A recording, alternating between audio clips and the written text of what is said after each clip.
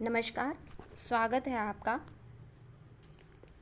YouTube channel MPS coaching classes पर। हिंदी व्याकरण में हमारा शब्द विचार टॉपिक चल रहा है, जिसमें हम शब्द भेद कर रहे हैं। हमने देखा कि शब्दों के 4 भेद हैं: उत्पत्ति के आधार पर, रचना के आधार पर, प्रयोग के आधार पर और अर्थ के आधार पर। उत्पत्ति के आधार पर और रचना के आधार पर जो शब्दों के भेद हैं वो हमने कर लिए हैं। इससे पहले हमने वर्ण विचार टॉपिक भी पूरा कर लिया है। इन सब की वीडियोस जो हैं वो अपलोड कर दी गई हैं, प्रैक्टिस सेट भी अपलोड है और पिछले साल जो रीड का पेपर आया हुआ है विद आंसर की व्याख्या सहित वो भी अपलोडेड है। आपको वो सारी वीडियोस जो हैं इस वीडियो को देखने से पहले वो देखनी चाहिए, क्योंकि शब्द भेद तो एटलीस्ट देखना ही चाहिए शुरू से, क्योंकि हम इसका आज तीसरा पॉइंट करने जा रहे हैं, जो तीसरा भेद है शब्द विचार का प्रयोग के आधार पर। तो डिस्क्रिप्शन में पहले वाली वीडियोस के लिंक भी दिए हुए हैं, प्लेलिस्ट भी बनी हुई है हिंदी व्याकरण के नाम से, और ये जो आपकी स्क्रीन के ऊपर राइट साइड में आई बटन आ रहा है इसमें भी आपको मिल जाएगा, सारी वीडियोस के लिंक मिल जाएंगे। तो चलिए स्टार्ट करते हैं आज का हमारा टॉपिक शब्द भेद, उसके अंदर प्रयोग के आधार पर जो हम शब्द विचार में कर रहे हैं। शब्द जब वाक्य में प्रयुक्त होता है तब वाक्य के अन्य शब्दों के साथ उसका संबंध स्थापित होता है तथा इस संबंध की अभिव्यक्ति के लिए शब्द कई स्वरूपों में प्रकट होता है। प्रयोग अथवा रूप परिवर्तन की दृष्टि से शब्दों के 2 भेद किए गए हैं। वे 2 भेद कौन से हैं? क्यों ये हम कर रहे हैं प्रयोग के आधार पर शब्द भेद। तो प्रयोग के आधार पर शब्दों को 2 भागों में बांटा गया है, ध्यान से सुनिएगा। और एंड में मैं आपको इसके जो इंटरेस्टिंग जो फैक्ट होते हैं, बाय ट्रिक हम इसको किस तरह से याद रख सकते हैं वो भी सारा हम देखेंगे, और प्रयोग कर करके किस तरह से हम शब्दों को पहचान सकते हैं, वाक्य में प्रयोग करके किस तरह से हमने निकालना है कि कौन सा ये विकारी शब्द है, अविकारी शब्द है। बड़े छोटे छोटे और आसान क्वेश्चन आते हैं इसमें से, मगर ये टॉपिक बहुत इंपॉर्टेंट है, इसलिए वीडियो जो है आप एंड तक ज़रूर देखें, और जो भी आपको कोई प्रॉब्लम हो तो कमेंट करके ज़रूर बताएं। तो अब अपने क्या देख रहे हैं इसमें कि शब्दों के कितने भेद हैं? 4 शब्द भेद। उसके अंदर उत्पत्ति, रचना, प्रयोग, अर्थ। प्रयोग में प्रयोग के आधार पर शब्दों के भेद हैं विकारी शब्द और अविकारी शब्द। विकारी शब्द क्या होते हैं? विकारी शब्द वे शब्द जिनका लिंग वचन परिवर्तन जो है परिवर्तन हो जाता है क्रिया के अंदर रखने पर। और वो विकारी शब्द कौन कौन से हैं? संज्ञा, सर्वनाम, विशेषण, क्रिया। तो संज्ञा क्या होती है आज हम ये देखेंगे पूरे टॉपिक के अंदर। और अविकारी शब्द कौन कौन से होते हैं वो देखिए: क्रिया विशेषण, क्रिया विशेषण, समुच्चय बोधक, संबंध बोधक और विस्मयादि बोधक। तो पहले हम विकारी शब्द देखेंगे और फिर अविकारी शब्द देखेंगे। तो आज का हमारा जो मेन टॉपिक है विकारी शब्द के अंदर संज्ञा। इसमें से मोस्ट इम्पॉर्टेंट है ये टॉपिक, इसमें से क्वेश्चन आता ही आता है। तो विकारी, विकार का मतलब परिवर्तन, जिसका रूप परिवर्तन हो जाए लिंग वचन क्रिया के आधार पर, जिसका रूप परिवर्तन हो जाए वो विकारी शब्द होता है, और जिसका लिंग वचन क्रिया के आधार पर रूप परिवर्तन ना हो वो कौन सा होता है? अविकारी शब्द। तो चलिए अब हम देखते हैं संज्ञा। संज्ञा का शाब्दिक अर्थ है नाम। किसी व्यक्ति, वस्तु, स्थान, भाव आदि के नाम को संज्ञा कहते हैं। जैसे जयपुर, दिल्ली, चंडीगढ़, ये क्या है? स्थानों के नाम। राम, रमेश, पायल, रोहन, गुरनीत, सीता, गौरव, ये सब क्या है? व्यक्तियों के नाम। कुर्सी, मेज, सीढ़ी, पुस्तक, वस्तुओं के नाम। अच्छाई, बुराई, ईमानदारी, ये क्या है? भावों के नाम। तो आपने देखा कि जो शाब्दिक अर्थ में तो संज्ञा क्या है? नाम। बिल्कुल, जो किसी का भी नाम है, किसी चीज़ का भी नाम, वो क्या है? संज्ञा, जिसको अंग्रेजी में क्या कहते हैं? नाउन। तो व्यक्ति, वस्तु, स्थान, भाव आदि के नाम को तो कहते हैं संज्ञा। अब हमने ये जानना है कि संज्ञा के भेद कितने हैं। तो संज्ञा के भेद हिंदी व्याकरण के अंदर संज्ञा के 3 ही भेद हैं। जो कौन कौन से हैं देखिए: व्यक्तिवाचक संज्ञा, जातिवाचक संज्ञा, भाववाचक संज्ञा। तो व्यक्तिवाचक संज्ञा, जातिवाचक संज्ञा, भाववाचक संज्ञा। तो फर्स्ट हम देखेंगे व्यक्तिवाचक संज्ञा। जिस संज्ञा शब्द से एक ही व्यक्ति, वस्तु, स्थान के नाम का बोध हो उसे व्यक्तिवाचक संज्ञा कहते हैं। व्यक्तिवाचक संज्ञा विशेष का बोध करवाती है, सामान्य का नहीं। इसके कहने का भाव ये है कि व्यक्तिवाचक संज्ञा के अंदर हम व्यक्ति विशेष का नाम देखेंगे, ना कि जाति विशेष का। जब वो सामान्य हो गई तो वो पूरी जाति का बोध कराएगी। तो व्यक्तिवाचक संज्ञा नाम से ही बिल्कुल स्पष्ट है कि ये व्यक्ति विशेष का, संज्ञा विशेष का बोध कराएगी। प्राय व्यक्तिवाचक संज्ञा में व्यक्तियों, देशों, शहरों, नदियों, पर्वतों, त्योहारों, पुस्तकों, दिशाओं, समाचार पत्रों, दिनों, महीनों आदि के नाम आते हैं। अब हम देखेंगे व्यक्तियों के नाम किस आधार पर। सोहन, अमनप्रीत, आकाश, इशिता, ये क्या है? व्यक्तियों के नाम।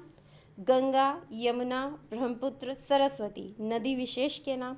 रामायण, गीता, बाइबल, गुरु ग्रंथ साहिब, पुस्तकों के नाम। उत्तर, दक्षिण, पूर्व, पश्चिम, दिशाओं के नाम। तो देखिए, उत्तर दिशा, यहाँ से क्या है? निश्चित है कि ये उत्तर दिशा। दक्षिण दिशा, निश्चितता है दक्षिण दिशा। सोहन, एक निश्चित व्यक्ति के बारे में बात होगी कि सोहन एक लड़का है, कोई एक लड़का है, उसका नाम क्या है? सोहन। तो यहाँ पे एक व्यक्ति विशेष की बात हो रही है। गंगा, नदी, यहाँ पे क्या? एक नदी विशेष की बात हो रही है जिसका नाम क्या है? गंगा। रामायण, एक ग्रंथ, एक पुस्तक विशेष की बात हो रही है जिसका नाम है रामायण। तो ये हमने कौन सी संज्ञा देखी? व्यक्तिवाचक संज्ञा। अब हम देखेंगे जातिवाचक संज्ञा। जिस संज्ञा से समूह का बोध होता है, जिस संज्ञा शब्द से किसी जाति वर्ग के संपूर्ण प्राणियों, वस्तुओं, स्थानों आदि का बोध होता है, उसे जातिवाचक संज्ञा कहते हैं। जैसे गाय, आदमी, नदी, पुस्तक, दिशाएं आदि शब्द अपनी पूरी जाति का बोध कराते हैं, इसलिए जातिवाचक संज्ञा कहलाते हैं। समूहवाचक संज्ञाएं और द्रव्यवाचक संज्ञाएं भी जातिवाचक संज्ञा में आती हैं। अब हमने ये देखा कि उन्होंने कहा कि गाय, गाय इस तरह से नहीं कि जैसे एक कोई विशेष गाय। आदमी, पूरी आदमी जाति का बोध कराए। उसके अंदर आदमी, ऊपर हमने देखा रोहन, सोहन, मोहन, राम, कोई भी नाम जो एक आदमी का नाम है वो क्या है? विशेष है। उन आदमियों में, पूरी जाति में एक विशेष नाम है, कौन? रोहन। उसी तरह से गाय, गाय अपनी एक पूरी प्रजाति का बोध करा रहा है। हम कहें कि नहीं गाय नहीं, गाय जानवरों में आएगा, नहीं, गाय अपनी गाय जाति का पूरी का बोध करा रहा है, इसलिए गाय। अगर गाय शब्द आ जाए तो वो जातिवाचक संज्ञा में आएगा, ना कि व्यक्तिवाचक संज्ञा में। ये आप ध्यान रखिएगा, मोस्ट इम्पॉर्टेंट है ये, इसलिए मैंने कहा कि वीडियो को अंत तक जरूर देखें। आगे देखें नदी। हमने ऊपर अभी देखा कि नदी, कौन सी नदी? गंगा नदी, यमुना नदी, ब्रह्मपुत्र, सरस्वती। तो नदियों के नाम तो क्या हो गए? उसकी पूरी जाति। ये मैंने जो पहले ही लिख दिया, नदियों के नाम पूरी जाति, व्यक्तियों के नाम ये व्यक्तियों की जातियों, व्यक्तियों के अंदर भी कौन? आदमी जाति, पुरुष जाति, पूरे के पूरे कौन? लड़का, लड़की। तो उसी तरह से पुस्तकों के नाम, पुस्तक उसकी पूरी जाति का बोध करा रही है, दिशाएं उसकी पूरी जाति का बोध करा रही है। और यहाँ पर अब हमने देखा दिशाएं, ऊपर से हमने पूरे उदाहरण पहले से ही देख लिए। व्यक्तिवाचक और जातिवाचक को तुलनात्मक अध्ययन करके ही पढ़ना चाहिए हमेशा। अब देखिए, जैसे इंग्लिश में होता है कि मटेरियल नाउन और कलेक्टिव नाउन, वहाँ पे दो अलग से और उनके भेद किए गए हैं, परंतु हिंदी में ऐसा बिल्कुल नहीं है। आप याद रखिएगा, हिंदी के अंदर केवल और केवल संज्ञा के 3 भेद हैं, व्यक्तिवाचक, जातिवाचक और भाववाचक। जितनी भी समूहवाचक, कलेक्टिव नाउन्स या मटेरियल नाउन, वो भी किस में आती हैं? जातिवाचक संज्ञाओं में आती हैं। तो समूहवाचक संज्ञाएं कौन सी हैं? पार्टी, कोई भी एक पार्टी। सेना, पूरी की पूरी सेना, आर्मी। स्कूल, कोई भी स्कूल, यानी विद्यालय। अपने स्कूल से एक ही भाव लेते हैं स्कूल। पेंटिंग्स के भी स्कूल होते हैं, अपने पढ़ते हैं। और भी कई प्रकार के स्कूल्स होते हैं, उनको हमने स्कूल्स में बांटा हुआ है। पुलिस, पुलिस एक समूह है जिससे वो एक नाम बनता है पुलिस, जिसके अंदर बहुत से SI, CI, SP, DSP, उसी तरह से कांस्टेबल, बहुत सारी जो इनके अंदर भी स्टेज होते हैं, स्टेज होते हैं इनके, जिनके ऊपर ये पद होते हैं, पद नाम होते हैं, जिसके आधार पर ये समूह बन के एक पुलिस बनती है। भीड़, भीड़ भीड़ होती है, इसका कोई नाम नहीं होता। कहते हैं ना कि भीड़ का कोई नाम नहीं होता। तो कक्षा, कक्षा के अंदर बच्चे बैठे हैं, कक्षा को एक डिसाइड किया हुआ है, निश्चित किया हुआ है कि ये कक्षा 5वीं है, ये कक्षा 6ठी, 7वीं, 8वीं, 9वीं, 10वीं। तो कक्षाएं किससे है? बच्चों के समूह से एक कक्षा बनी, क्लास बनी। नहीं तो एक स्पीशीज़ होती है, उसके अंदर भी हम क्लासीफाइड करते हैं, क्लास बनाते हैं। तो क्लास भी क्या है? कलेक्टिव नाउन, समूह के अंदर आएगी, याद रखिएगा। द्रव्यवाचक संज्ञाएं, मटेरियल नाउन, सोना, चांदी, लकड़ी, कांच, पेट्रोल, जल आदि, ये सारे क्या हैं?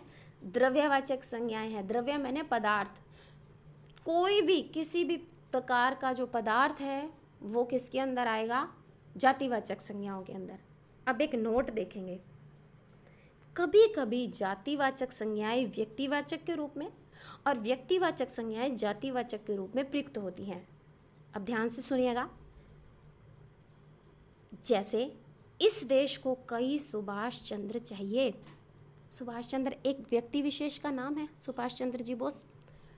यहाँ पे उनको क्या है? उनके गुणों को लेकर कहा गया है कि इस देश को कई सुभाष चंद्र बोस चाहिए। तो क्या?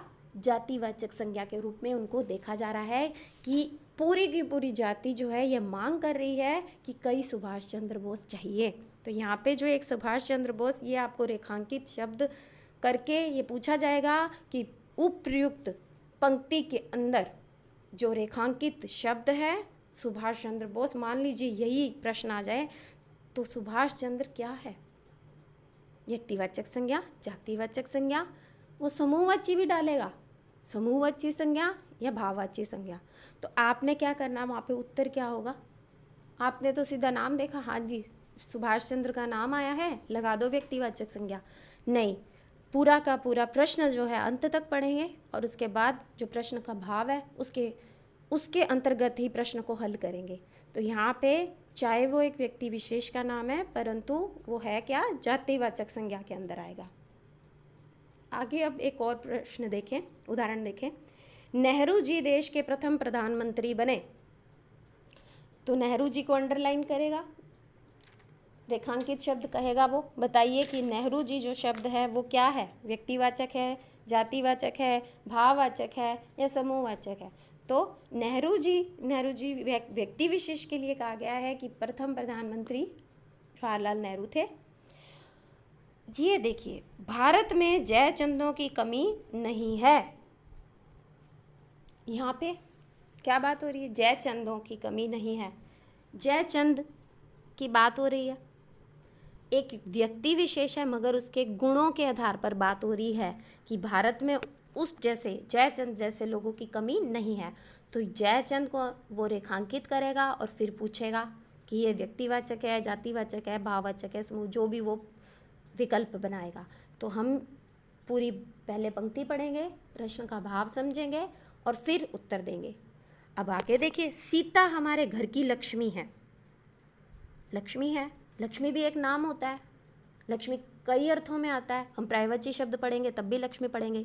तो यहाँ पे लक्ष्मी है, किस वे में आ रहा है कि वो रिद्धि सिद्धि है, वो संपदा की मालिक है, वो खुशियों का भंडार है, कई अर्थों में आ रहा है। तो एक पूरी की पूरी जाति का वो बोध करा रही है। सीता हमारे घर की क्या है? लक्ष्मी है। तो लक्ष्मी को वो अंडरलाइन करेगा। हो सकता है वो सीता को भी अंडरलाइन करे और आपको जोड़ों के रूप में प्रश्न पूछे कि बताइए उपयुक्त शब्द पंक्ति में रेखांकित जो शब्द हैं उनका क्या विकल्प सही है, कौन सा विकल्प सही है। तो आपने उसको चुनना होगा। हो सकता है वो आगे पीछे कर दे, क्रमशः लगा के वो पूछेगा। तो पहला तो है व्यक्तिवाचक संज्ञा और दूसरा क्या है? जातिवाचक संज्ञा। अगर वो सीता को भी अंडरलाइन करता है तो सीता तो यहाँ पे व्यक्तिवाचक संज्ञा है, मगर लक्ष्मी क्या है? जातिवाचक संज्ञा। अब आगे देखिए, वह स्त्री तो गंगा है। भाई सेम बात, स्त्री तो क्या है? स्त्री यहाँ पे क्या है? वह स्त्री गंगा है। गंगा की गुणों की बात हो रही है यहाँ पे, तो जातिवाचक संज्ञा आएगा। ठीक है। अब हम आपको आपको कुछ भी समझ ना आए, कोई भी आपके प्रश्न हो, कोई आपके डाउट हो किसी भी तरह के, तो आप कमेंट करके ज़रूर बताएं और अपने नोट्स ज़रूर बनाएं। क्योंकि अगर आप नोट्स नहीं बनाएंगे, खुद नहीं लिखेंगे, तो ऐसे वीडियो अपने देख लेंगे तो वो भूल जाएगा एक समय के बाद। तो आप नोट्स बनाइए, प्रश्न ढूंढिए, प्रैक्टिस सेट करिए। ये जैसे ही संज्ञा वाला टॉपिक पूरा हो अपने प्रैक्टिस सेट करेंगे और टेस्ट भी लिया जाएगा। तो आप ज़्यादा से ज़्यादा चैनल को सब्सक्राइब करें, शेयर करें, वीडियो को लाइक करें और कमेंट करना बिल्कुल ना भूलें। और वीडियो को अंत तक ज़रूर देखें, क्योंकि टॉपिक फिर आप आधा अधूरा कर पाएंगे, पूरा होगा ही नहीं। भाववाचक संज्ञा। जिस संज्ञा शब्द से प्राणियों या वस्तुओं के गुण, धर्म, दशा, कार्य, मनोभाव आदि का बोध हो उसे भाववाचक संज्ञा कहते हैं। प्राय गुण, दोष, अवस्था, व्यापार, अमूर्त भाव तथा क्रिया भाववाचक संज्ञा के अंतर्गत आते हैं। वो कह रहा है कि जिन शब्दों से प्राणी या वस्तुओं के, चाहे उसमें प्राणी आए या वस्तुएं आए, उनके गुणों का पता चले, उनके धर्म का पता चले, दशा का पता चले कि वो किस अवस्था में, हालात में है, कार्य का पता चले, उनके मनोभावों का पता चले, तो वो क्या है? भाववाचक संज्ञाएं हैं। गुण, दोष, अवस्था, व्यापार, अमूर्त भाव तथा क्रिया भाववाचक संज्ञाएं के अंतर्गत आते हैं। इसके अंदर एक आप ट्रिक लगा सकते हैं, ऐसी चीज़ें जिन्हें हम छू ना सकें, वो क्या है? भाव है। सिर्फ उन्हें क्या कर सके? महसूस कर सके, वो क्या है? भाव है। से बिल्कुल ये उसी आधार पे हमारे प्रश्न हल होंगे इसके अंदर। और मोस्ट इम्पॉर्टेंट है ये भाववाचक संज्ञाएं, पूछता है इस पे वो प्रश्न। भाववाचक संज्ञा की रचना मुख्य 5 प्रकार के शब्दों से होती है। जातिवाचक संज्ञा से, सर्वनाम से, विशेषण से, क्रिया से और अव्यय से। तो पहले हम देखेंगे कि जातिवाचक संज्ञा से भाववाचक संज्ञा किस प्रकार बनते हैं। देखिए, जातिवाचक संज्ञा से भाववाचक संज्ञा बनना। जातिवाचक, सबसे पहला शिशु। शिशु क्या है? पूरी एक जाति का बोध करा रहा है। उससे क्या बनेगा? भाव। शैशव, जो हम मनोविज्ञान में पढ़ते भी हैं, शैशवावस्था। शिशुता, क्या हम अपने शैशवावस्था को देख सकते हैं कि हाँ आज ये शुरू हुई है और इतने सालों बाद ये शैशवावस्था ख़त्म हो गई? देख तो नहीं सकते, महसूस कर सकते हैं कि हाँ ये हमने देखा था कि ये बच्चा पहले तो इतने साल का था, अब इतने साल का हो रहा है और ये शैशवावस्था से ख़त्म होके और ये कहाँ पहुँच रहा है? बाल्यावस्था की ओर अग्रसर हो रहा है। महसूस कर सकते हैं और उसके दिनों को काउंट करके अपने बता सकते हैं कि ये बच्चा अब शैशवावस्था में है और ये अब बाल्यावस्था में है। मित्र, मित्र तो दिखाई देता है, पूरी जाति मित्र, मगर मित्रता तो नहीं। अपने को क्या पता, मैं एक इंसान को मित्र मानती हूँ अपना, और हो सकता है वो अंदर से मित्रता ना दिखाए पूरी तरह से। पशु, पशुता, क्या पशु की ही पशुता होती है? नहीं। जो एक इंसान होके, ह्यूमन बीइंग होके जो क्रूर व्यवहार करते हैं, वो भी किस में आते हैं? पशुता के अंदर आते हैं। गुरु, गुरु, गुरु से भाववाचक संज्ञा गौरव, मोस्ट इम्पॉर्टेंट है ये। बच्चा, बचपन। बंधु, बंधुत्व। व्यक्ति, व्यक्तित्व। देखिए कितना प्यारा है, व्यक्ति और उसका व्यक्तित्व। व्यक्ति दिखाई देता है बट उसकी भाववाचक संज्ञा क्या होगी? व्यक्तित्व। ईश्वर, ऐश्वर्य। विद्वान, विद्वता। विद्वान की विद्वता होती है जो भाववाचक संज्ञा में आती है। ये मैंने इम्पोर्टेंट लिख दिए हैं। आपके पास और भी हो, कहीं से भी आपको मिले तो आप उसको अपनी नोटबुक में नोट डाउन करिए। सर्वनाम से भाववाचक संज्ञा बनना।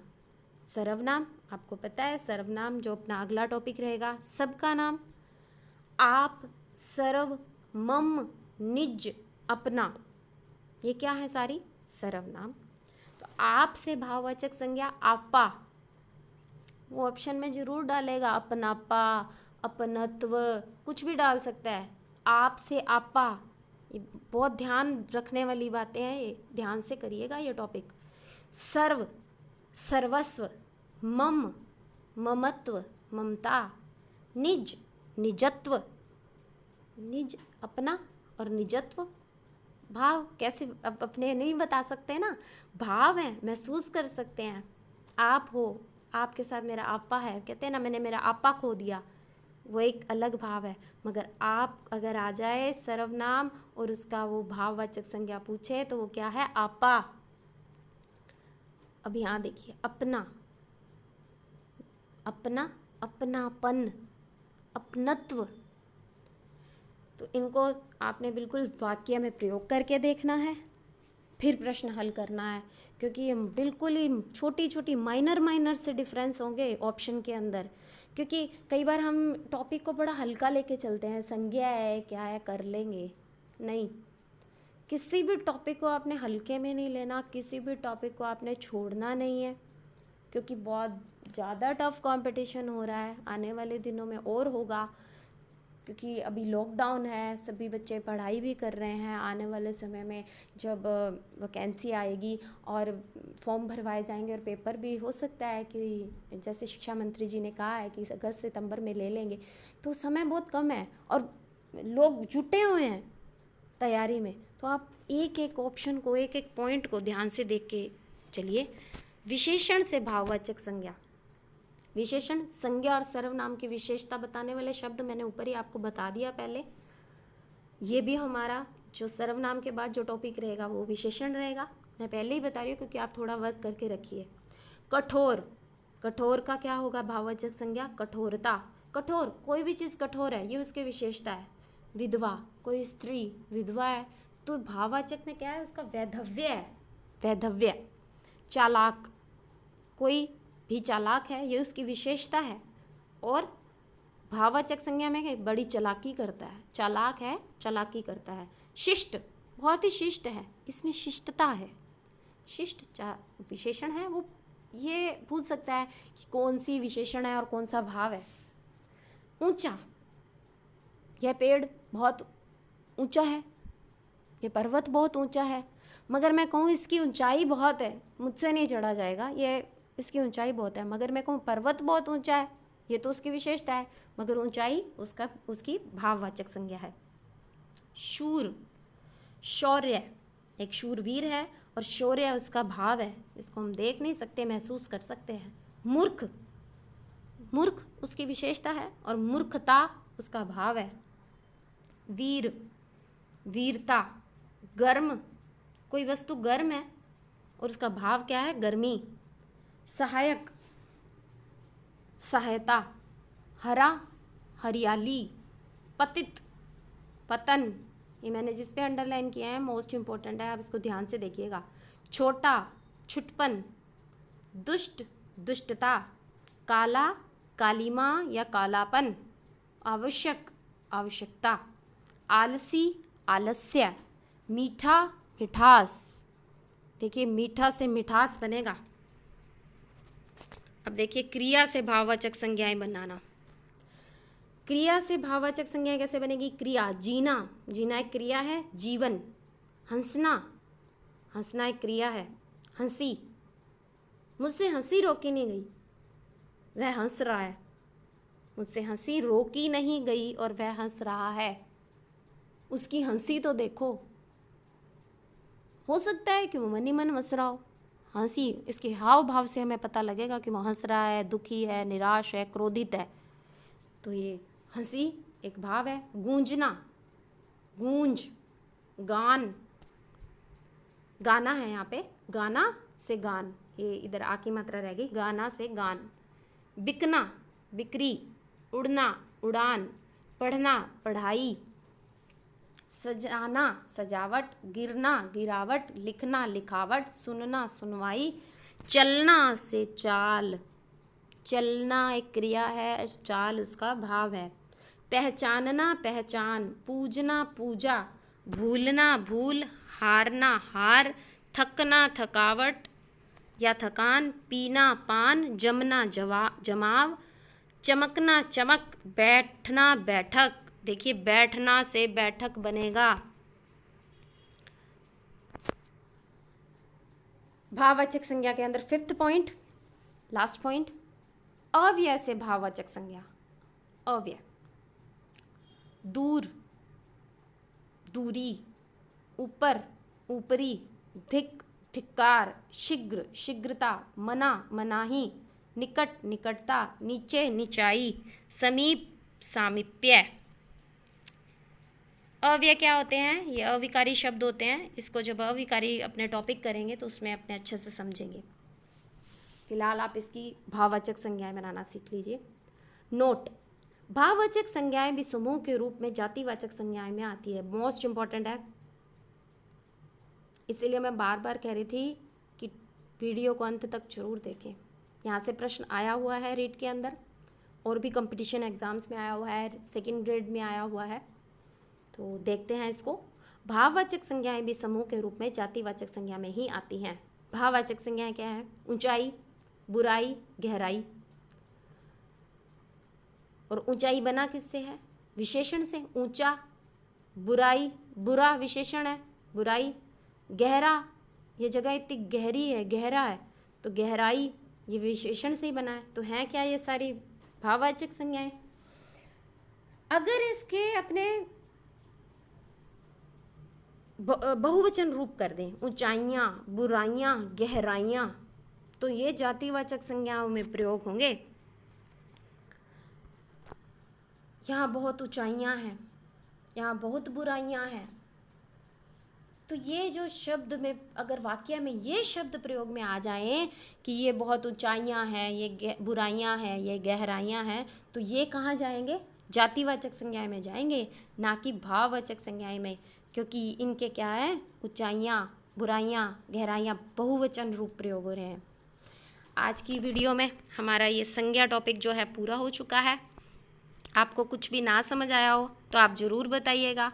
वीडियो को लाइक और शेयर करना बिल्कुल ना भूलें, और अपने नोट्स ज़रूर बनाएं, क्योंकि आप जब तक खुद नहीं लिखेंगे तो आपको वो उतना समझ नहीं आएगा। और अपने दोस्तों के साथ शेयर करें, लाइक करें, और चैनल को सब्सक्राइब ज़रूर करें। Okay, thank you so much. और अगला हमारा जो टॉपिक रहेगा वो रहेगा सर्वनाम।